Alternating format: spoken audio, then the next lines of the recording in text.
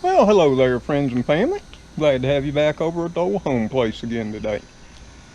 And you might wonder what we're up to.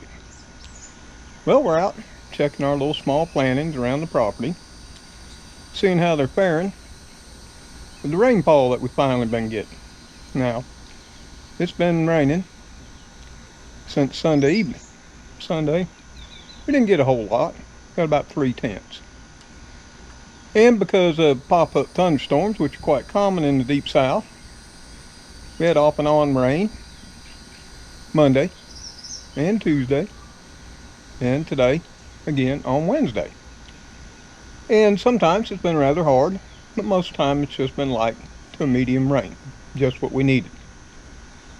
But over the course of the last few days, as I've been working outside among other things, I've been thinking a lot about something that's very relevant today, and that's food independence, security, and sustainability. And I'm going to be talking about some of that today, and it's based on my past experience over some odd 58 years of growing food and what I have learned, things possible. Of course, it's my opinion based on my experience and knowledge and what I've done over my lifetime. So with that, let's get on with it. Hey, old Rod. Hey, old Rod, what you doing, buddy? Leave the little kitty alone. You know she's under the focus. Yeah, she's under the focus. And there's my Cleo. So I got Cleo and I got Elrod here with me. You're always with me, aren't you, Cleo? Yep. You're one of my faithful garden buddies. You surely are. Papa loves you. Okay. Glad you showed up for the video. Make an appearance for the people. Huh. Where's your kitty? Under the focus? Oh, okay.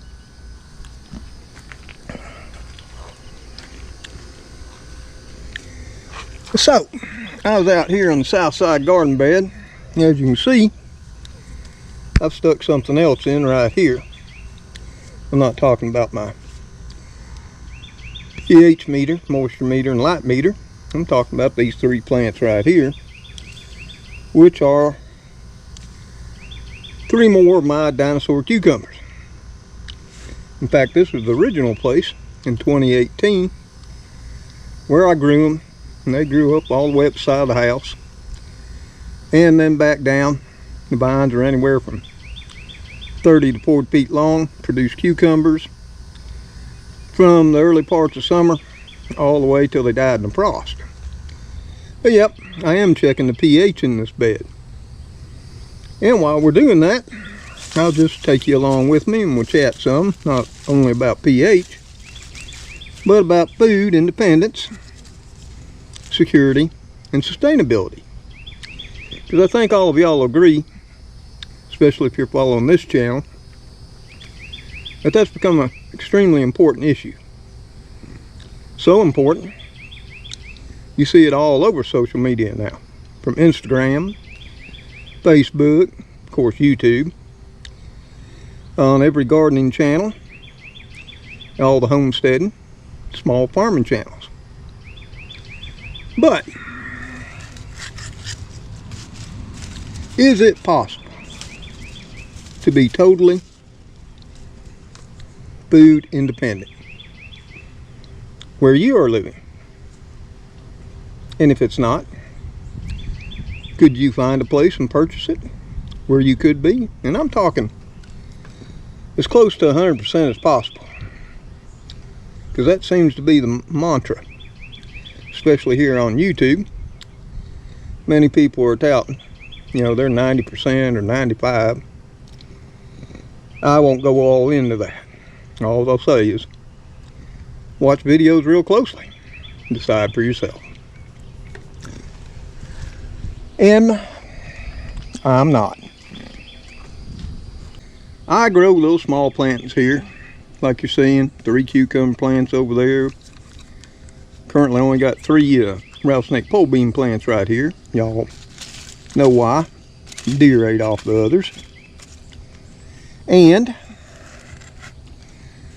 what I promote is just grow something.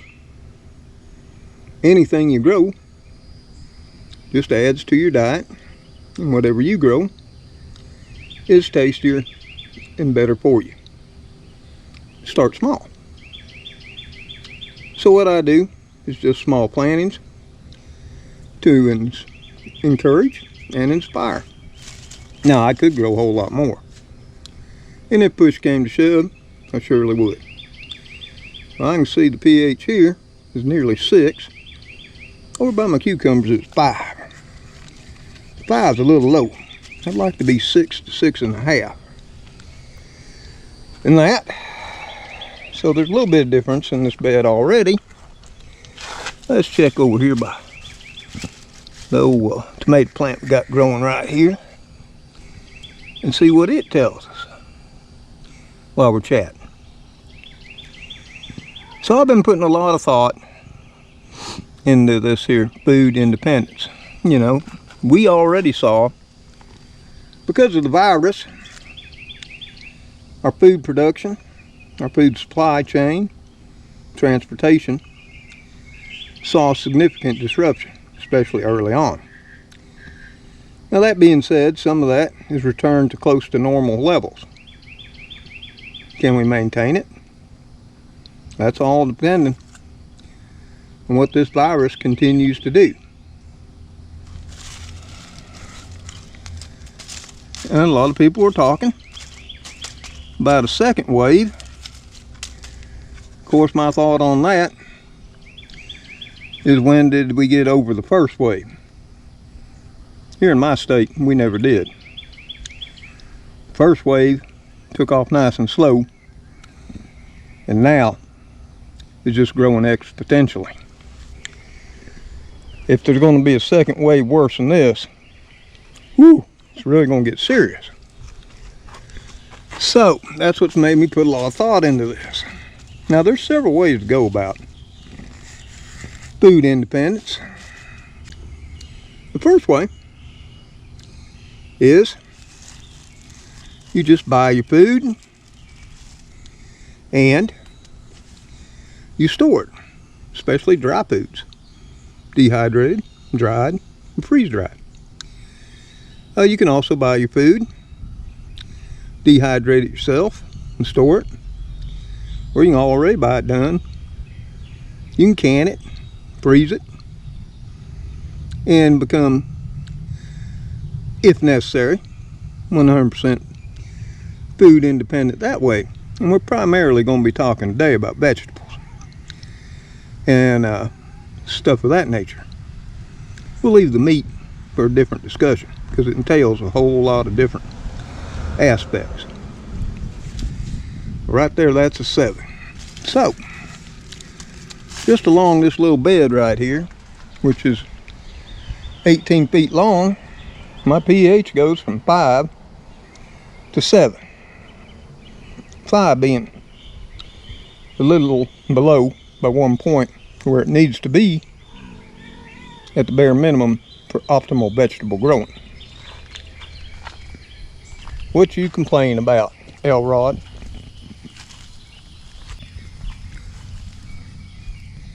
Well, Magoo's already out for the count, and it's only 10 o'clock. Must have had a tough night keeping those deer away. But while we're here, just look at this rain gauge. Well, looks like between yesterday and last night, we got another 1.5 inches. That's mighty fine. We needed every drop, didn't we, Magoo? Well, buddy, I won't bother you. I'm sure you'll wake up and join us later. And oh yeah, I gotta pick the blueberries again. We're picking these pretty steady now. You can see, still loaded up. So we got fruit. You know, we got a little bit of veg. We got our blueberries. Those of you who've been with the channel for a while, you know we had the dewberries and the blackberries earlier in the season. Ate our fill of them. Now we got the blueberries. So we've been eating berries since what? 1st of April? Yep. And pretty much had all we could have asked for. And I'm good with the berries. Now I don't have any fruit trees. And at my age, well, I do have a fruit tree. Or a fruit shrub. I have the fig, which is also, for its size, loaded up. Yes, sir. Plenty of fig. Yep, we're gonna have a nice summer crop. And if this does like it normally does, we'll have a fine fall crop. So, we do have fruit on the place. Now I don't have apples, pears, peaches, oranges, nectarines and all that. Nor am I. That's basically because of my age. I'm 64, heading towards 65. Put in fruit trees right now, I'll be looking at another 4 years before I got anything out of them. And, yeah, I may put some in. It's not like I'm expecting to die anytime soon. We'll just have to see. Well, the rattlesnake pole beans are coming back. Looking good. Well, nowhere near like they should. But we were feeding the deer for a while. So, what's the first thing that comes to mind when you think about achieving food independence or security? Like I said, you can buy it and store it yourself in your pantries, under your bed, in your cupboards, spare room, basement, or what have you. You can gain it that way, or at least for a certain period of time. Some religious faiths, one that I'm familiar with, the LDS, they teach that to their followers. At least have 1 year's worth of food on hand at all times. And they're pretty adamant about doing that, because I've known many of them. And that's a good thing, especially if you lose a job, get in an accident, become disabled for a period of time. That 1 year of food can really lower your cost and get you through some tough times. Oh, looky there. We got some beans. Now, you know I've all been telling you, these are Kentucky Wonder beans. And I saved the seed from last year off of Kentucky Wonder bean plants. But last year I was also trialing not only Kentucky Wonder beans, growing them here for the first time in years, but I was also growing my rattlesnake pole beans, Blahilde pole beans, and cobra. Well, something happened. Since all those beans were probably all within 20 to 30 feet of each other, yep, the Kentucky Wonders cross-pollinated. Because these are not Kentucky Wonders. Well, they're sort of kinda. When they're young, they're nice and slim and long, like Kentucky Wonder.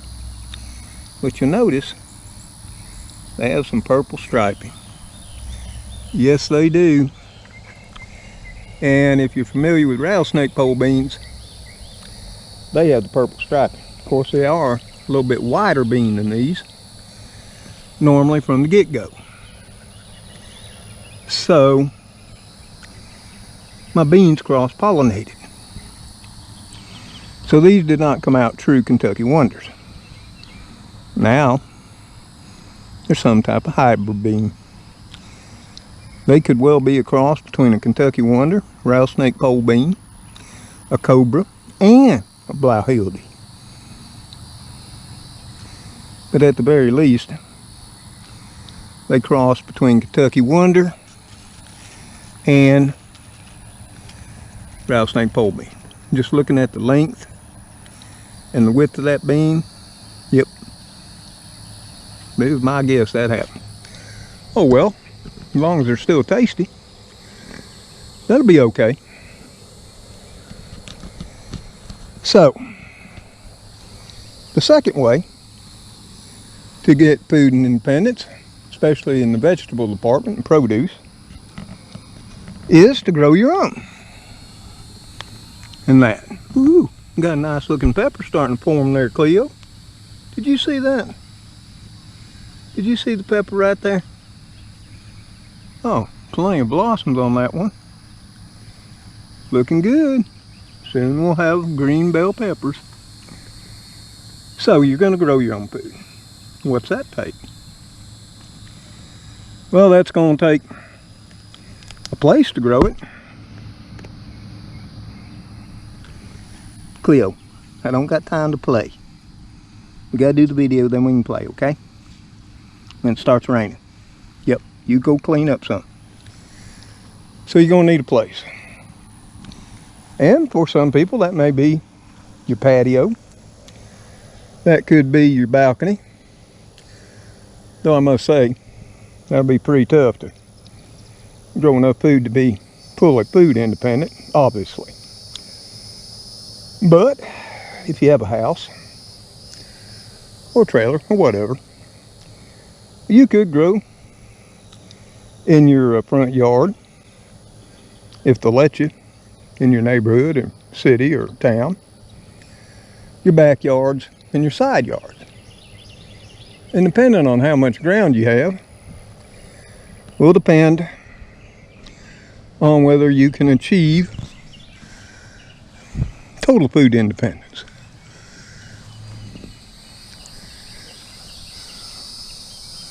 Possum grapes are still looking good.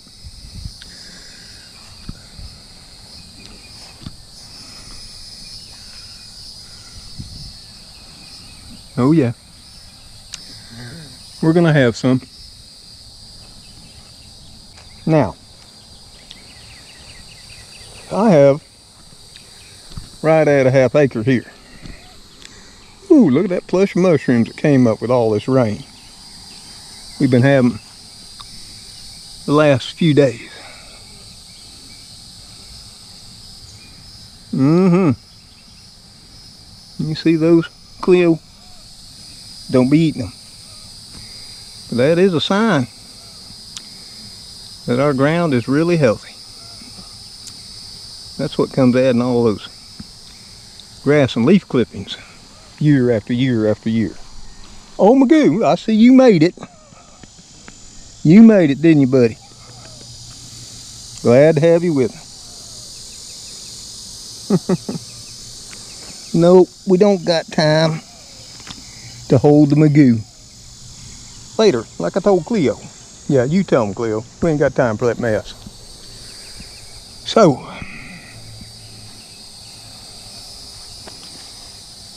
now you have a place to plant. Let's say you got adequate ground. Or you think you do. Butternuts are starting to vine out. You're going to have to get more mulch down. We're going to have to get with it later. So what's the first thing you got to have? Well, you're going to need some way to prepare that ground. Now you can go no-till. You can, mow a place down. Well, you need a mower, right? Or weed whacker, string trimmer. And then you can cover it in cardboard, black plastic, tarp, something, kill off the grass and weeds. Well, there's your first, or really, your second input. Something to get the ground ready. Cardboard, plastic, straw, hay, a tiller, tractor. Depends on your scale.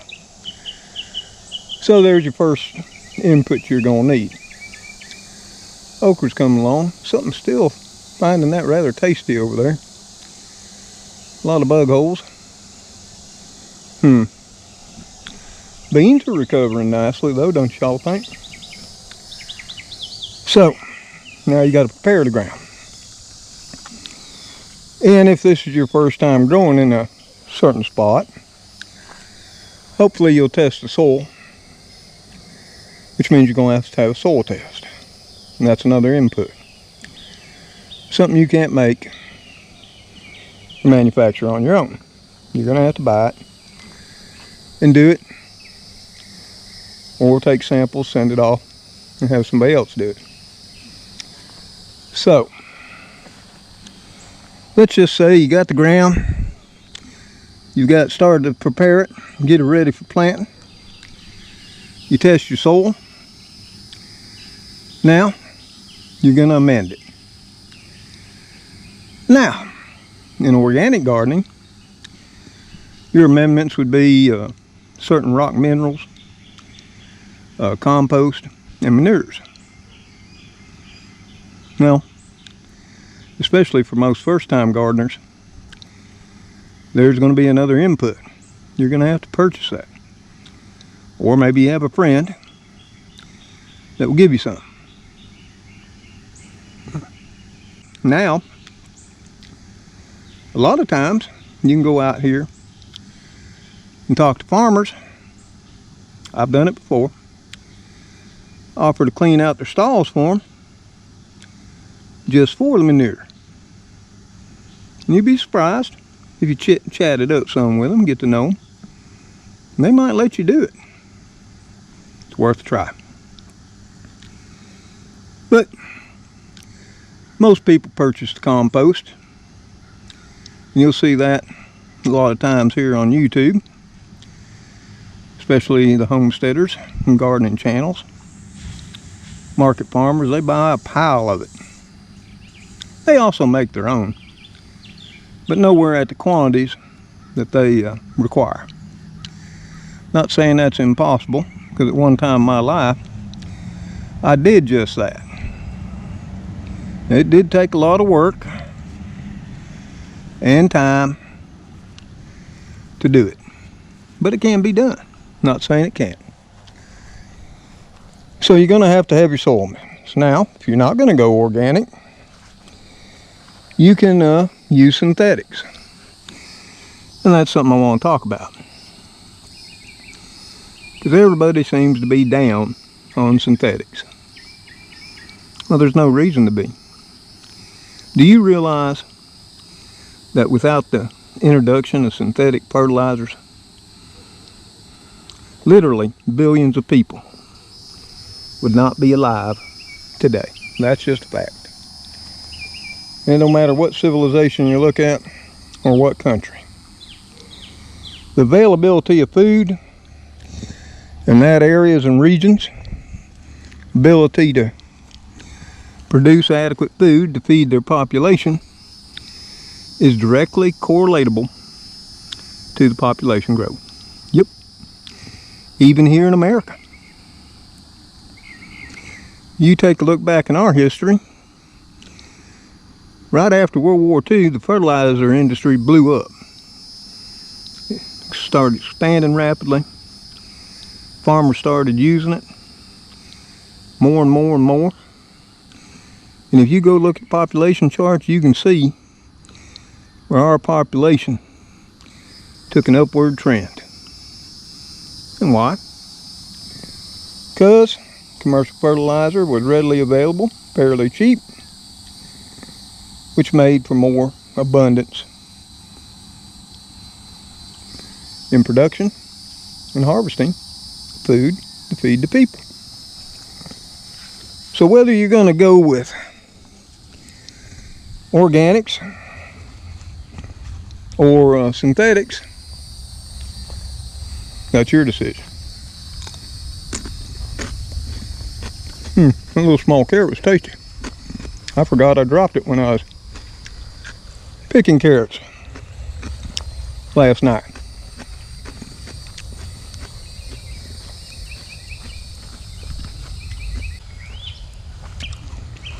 So, you gotta have fertilizer of some type.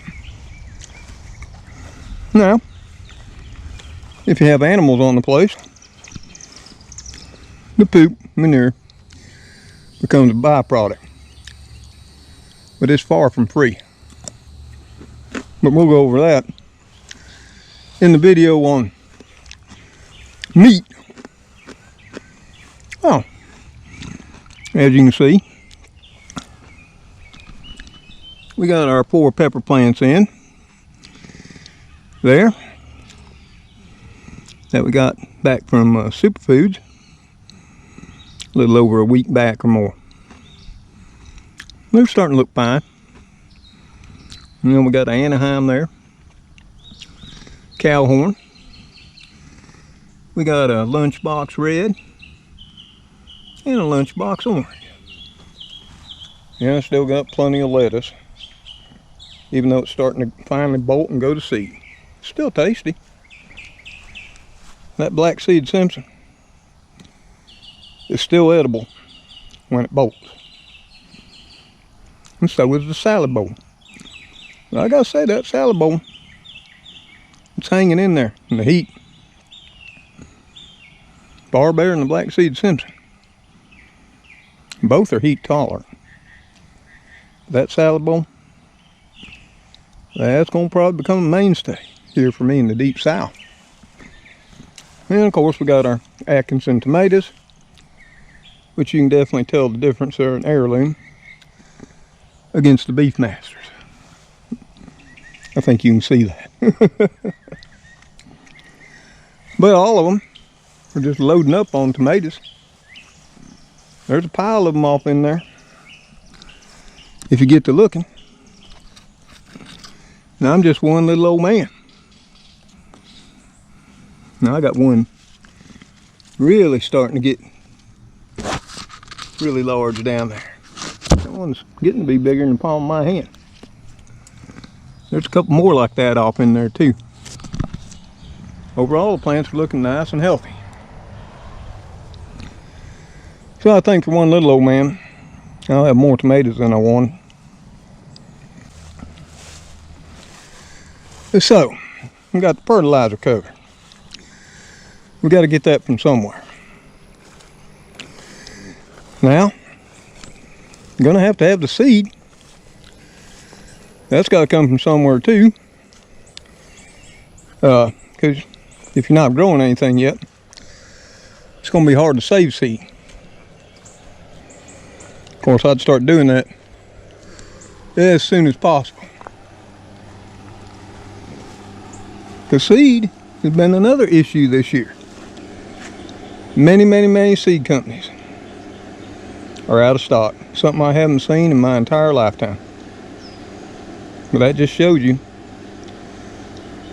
how many people are worried about food and bought seed to garden for the very first time in their lives. Huge increase. Just simply huge. And they're going to be out till late fall, early winter, when the new seed crops come in.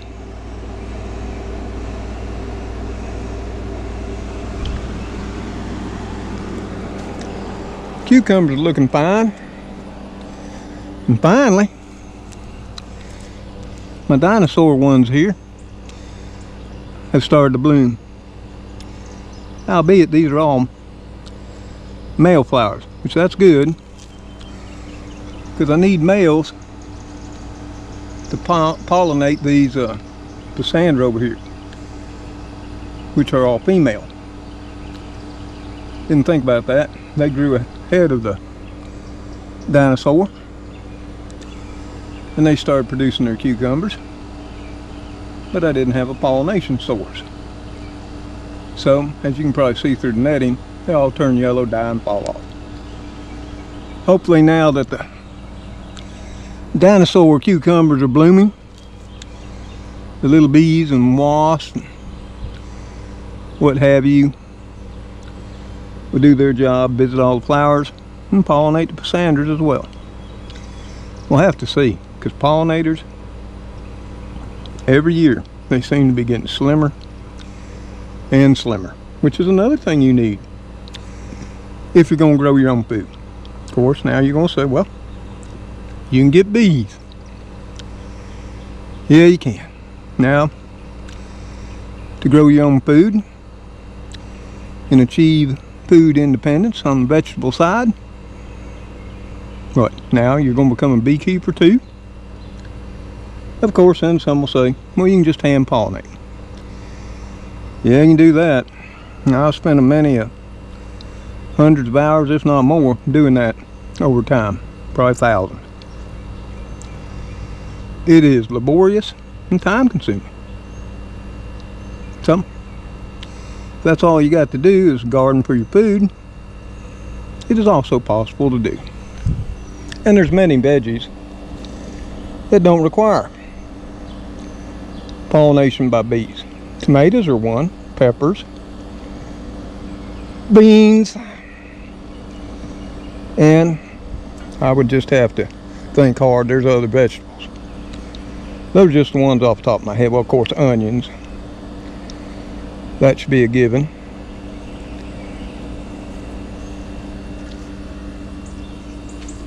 Especially multiplying onions. I'm not quite sure about bulbing onions. So you're going to have pollinators. And I don't think it takes anybody that's a rocket science to understand pollinators have been on a steady decline all over the world for the last 20 to 30 years. We still haven't figured out why. Some of it's because of, they say, loss of habitat. I would tend to agree with that. I mean, it don't take no brain trust to look at aerial photography from the 40s and how where they live look and how it looks here in 2020. I know just around my place here, if you go back to the 40s, this whole area was 100% agriculture. Now, you'd be lucky if it's 10%. It's houses, suburban farms that do nothing but grow grass. They may have a cow, may not. May cut hay, may not. And all that's gone. It could come back if people are forced or pushed into it, and this virus may just be the thing that does it. So you got to have your seeds, you got to have your pollinators, you got to have your fertilizer, you got to have the place, and all that. But then you got to be educated, and that needs to come from some other place than just watching YouTube, Instagram, or Facebook. I still say the best places to start are your local sources, your extension service, your agricultural universities, and one of the most important is the old timers doing it right in and around your specific areas. Yep. They can tell you right fast what they've done in the past, what's worked for them, what's not. I learned that lesson the hard way when I first started farming back in 80. That's 1980. I thought I knew it all. I was going to be this big jam up, back to the land, organic farmer, raise everything I wanted to eat, And that on the farm for me and the wife, and what would later become my children, and grow enough to make a living. Now, that's why I know it's possible. Because over the course of about 8 years, could have I supplied 100% of my food off of the land I had? Yep, sure could. You know, I raised every vegetable imaginable in far large enough quantities, not only to feed 2 adults and 2 small children, but also supply to the supermarkets in town. Then I had my own goats and my own cattle. So it is possible to set up a fully self-sustainable farm at some scale. Because I know, because I eventually achieved it. Lord knows it wasn't easy. And it became all life-consuming.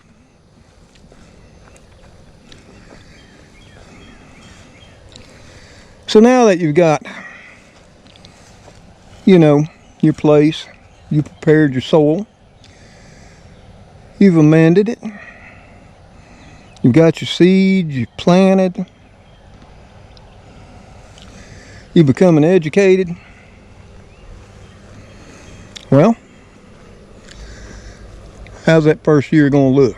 Now, I'm not going to say that you're going to have a total failure in the first year, but some people do. But it'll be extremely rare if you just have an overabundance. Now, you just may have dropped in on a place where your ground is so fertile, blessed by God, that was possible.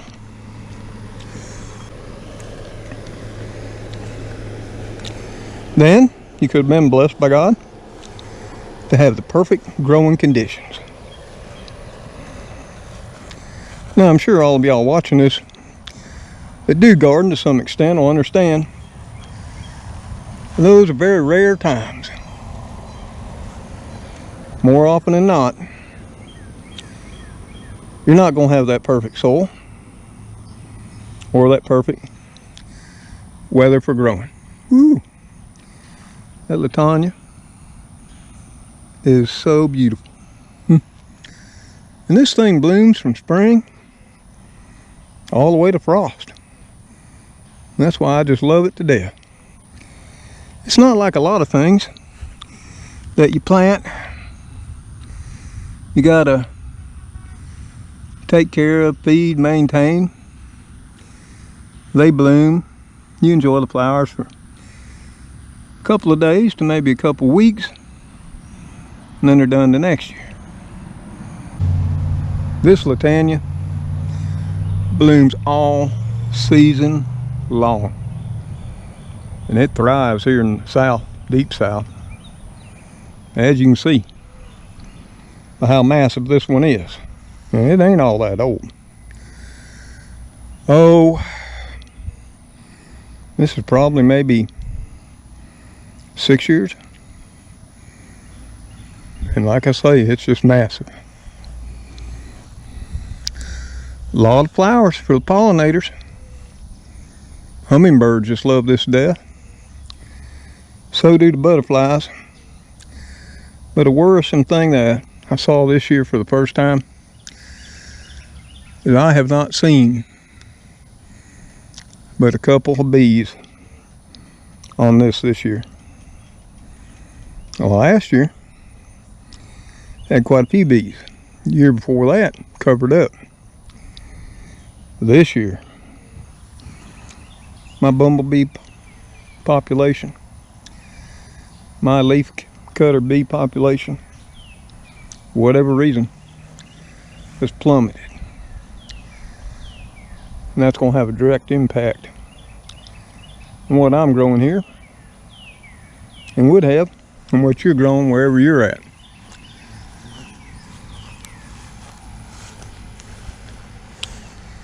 So once you have all the basics in that,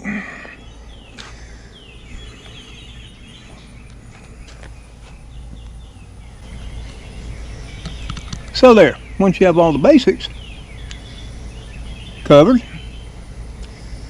then you're going to rely on the weather. And that weather, along with the region, an area, wherever you are, and its climate, and that will depend on how successful you are in growing veggies to feed your family. So there's a lot that goes into this, producing your own veggies so you can start to move towards food independence and security.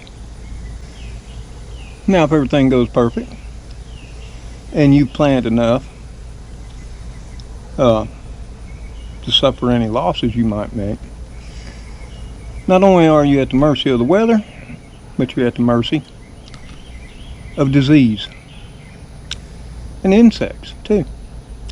And here again, that how severe those are and how long throughout your growing season that you suffer from that, here again depends on the area you're located at and its climate. Here in the deep south, we're extremely humid during the growing season. Well, we are actually all year long. But during the growing season, like right now, we're at 100%, highly overcast. But even though, let's say Saturday, bright sunshine, we were still anywhere from 75 to 87% humidity. And with that humidity comes disease, primarily fungus diseases, mildews, soil-borne diseases, all of which grow really well in high humidity and moist environments. So the further you go north, or the further you go to the west, especially in the desert areas, that humidity drops hardly to nothing.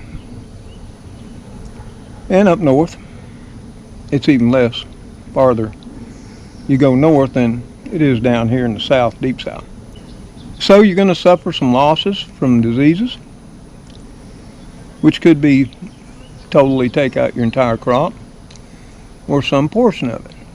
And then you're going to have to make a decision to purchase another one of those external inputs we're talking about. Fungicides. Yep. Now, people are going to come up neem oil. Well, nobody grows neem to make neem oil that I know of. Not in America. Not in most countries. I think neem oil comes from India, if I remember correctly. I'm getting a little forgetful. People use baking soda. Yep. Got to buy that. Other people use milk for certain mildews, like powdery mildew and downy mildew. Unless you got a cow, you have to buy that. Of course, you got to have a cow. You got to have adequate land and way to milk it. You got to have feed for the cow. You see where I'm getting at? So then you got insects. And yeah, here again you got to make a choice of organic or synthetic. I try to say I stay all organic as humanly possible. In some years, I can be 100%. Other years, I have sprayed a time or two with synthetic insecticides and synthetic fungicides. I don't have a problem with that. I try to limit it. I use it as directed, and I don't overuse it. I use it as a last measure. But I have to buy the fungicide. I have to buy the insecticide. And people say, you know, dishwashing detergent, you still got to buy it. Others will say companion plant. And in my earlier years, me and my father, my grandfather, and even on up into the early 80s, I was really big into companion planting. And I practiced it on a huge scale. You know, a lot of the companions I could also either use to feed my family, preserve, or sell. But they're far from 100% in-deterrent pests, as many of y'all know who may have tried it. So should you overcome all of that, you've got all the external inputs, you purchased them, or they were given to you, or you could pick up some for free, like manure and compost. Not saying it's impossible. And you had the weather. You didn't suffer much fungal and disease pressure or insect pressure.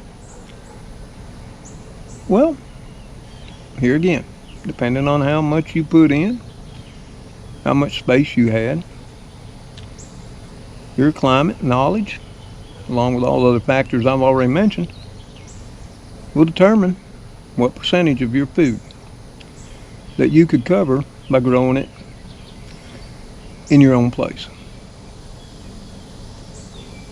You know, at best, what I'm seeing here on social media, and I watch a lot of gardening channels, always have for years and years, a lot of homesteading channels. In fact, I've been watching many of the major ones since they were nothing. And you have to watch real carefully.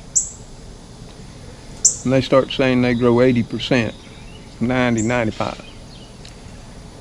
You got to watch what's in those scrap buckets. Yep. And you got to pay attention to what they're growing. Yep. And that to know that some of them, not saying all of them, but some of them are smoke and mirrors. And I have made my thoughts known about that on some of those channels. So many of you have asked where the thumbs down come from. Some of that's from that. I just try to speak truth. And like I said in the beginning of this video, I don't put no pretense that currently I'm trying to supply all my vegetable produce needs here. I'm growing some things for fresh that I enjoy. My beans, my tomatoes, little squash, put up for winter, the walking butternuts, some okra. I have my blueberries, my dewberries, my blackberries, my possum grapes, and I enjoy all that. Got my peppers now. Got more coming that I started myself. And that, so I got all that covered. I got my onions, I got my basil, and y'all know I cook with a lot of basil. Basil is one of my favorite spices. And if you can get it fresh, whew, and then of course oregano. You all saw the oregano. It's become massive in just 1 year. And I've got to trim it back severely. But this video ain't about discouraging you. It's about telling you the truth about what you'll be faced if you want to step off into this growing all your own food to be food independent and secure. Yep. It's a mighty task. And I know that it is achievable without any inputs from outside your place. It all depends on what you're willing to do. I mean, if we go back to my grandfather's time, I can remember the stories he'd tell. Listen to him tell stories to my grandfather, my daddy, and uncles. He could remember when he got the first load of commercial fertilizer. Now, he was farming way before that. And how did he do it? He did it with manure, compost. Yep. He did it by cover cropping. Yep. And he was successful. He fed family, obviously, because I'm here. My grandfather, my daddy, now I'm here. Of course, my son. So, thanks to great-grandfather, he was a pretty successful farmer. Now, all that being said, was he 100% food independent? No. Because here again, it comes back to sitting there in the old big parlor by the fireplace in the winter, listening to him when I was a little bitty boy. They bought things like coffee, sugar, flour at times, salt pork, bacon, stuff of that nature like pepper, certain spices. But other than that, he didn't buy no animal feed. Nope. Raised it right there. Right there. I mean, every animal he had, he fed off on his place, which was, if I remember correctly, about 485 acres. Up in northwest Pennsylvania, and when I mean up in, you wouldn't have to drive all too far, and you'd have been in South New York State. Yep. So he was up there at the very tip top northwest PA. They don't have an exceptionally long growing season, nothing like I have here. And he was successful in probably raising 95-98% of everything he ate. Especially in the vegetable department. But that comes to the next thing we'll talk about in the next video. What do you do with the food? Then comes in all the preserving techniques, storing, and some more external inputs that you can't make yourself, that you're going to have to acquire and purchase, just like with garden. So, maybe as we walked around and looked at things in the garden, y'all learned something. Maybe not. But what I'd like for you to do is put your thoughts down in the comment section below, as always. Share your ideas, tips, tricks. So we as a community, and we have a great community, by the way. That's what makes each of these videos so much more special. Those of you who have followed the channel for quite some time, the new viewers, and everybody who takes their time to comment, share their ideas, their experiences, tips and tricks in the comment section. Well, I learned something almost every video. And I've been doing this a long, long time. Albeit I don't do much right now. But I could. And we're expanding little by little, as one little old man could do. But that's why when I was out here walking today, and over the time I have been resting, I've been doing a lot more research on the issues in food in our country as well as the world. Not only vegetable production, but also meat production. And right now, and I know I'm about to go against the grain, I truly don't believe we're anywhere near total collapse of our food supply chain in America. I don't. Yes, there are going to be shortages. Yes, prices are going to get high. And yes, we're not always going to have just what we want.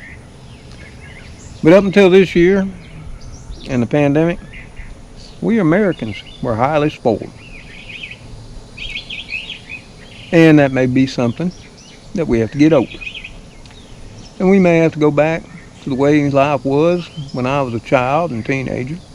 where you just couldn't always go to the grocery store and get whatever you wanted. It was only there when it was available because of the seasons. But no matter where you are,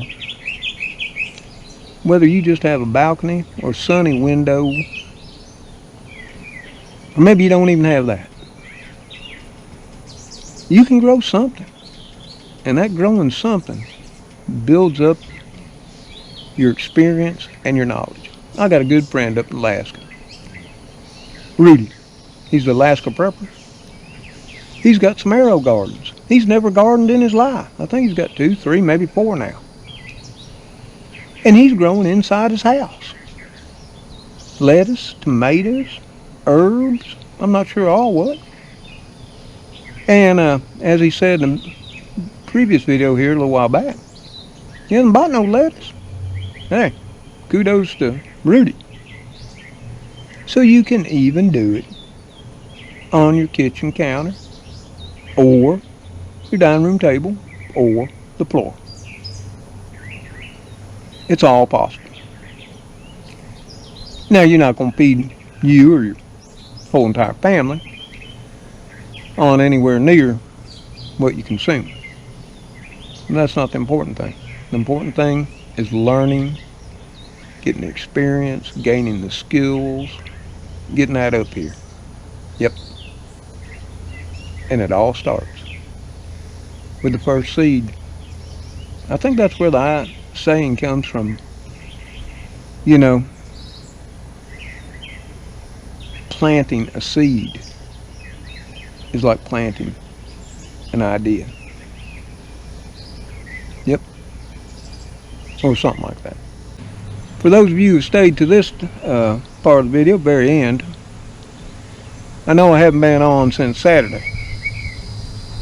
Well, Sunday was Father's Day, and I took the day off. Monday, I had to go back out, pick up my prescriptions. So I did that. And then, I wasn't feeling all too chipper Monday. No, I was just tired. Well, I was real tired. And I think a lot of that's from working out in the heat and humidity. Really trying to spend far too much time out here in that heat. And I think it just caught up to me. Or, since I had to go out this Monday and the previous Monday, we'll hope that's all it is. That's my thought. And anyway, that's what happened. So y'all, till we see you on the next video, I want y'all to take care out there. Please be safe. The virus hasn't gone anywhere yet. Don't look like it's going to be for quite some time. And may God bless each and every one of you, your families and loved ones, forevermore. Goodbye for now. Oh, I thought I'd share with y'all this fine little bunch of new carrots that I just got finished pulling before we came in the house. Before we called it a day. They're looking tasty. And they will be. Woo, we're going to pick a few of those beans we showed you. And we're going to steam up these carrots with our beans. Yep, that'll make for a tasty side dish. Why haven't you got those carrots cleaned and tops cut off yet? I see you put them in a bowl of water. But that's it. What? You're letting them rehydrate. They didn't need rehydrating. I just did. Pick them.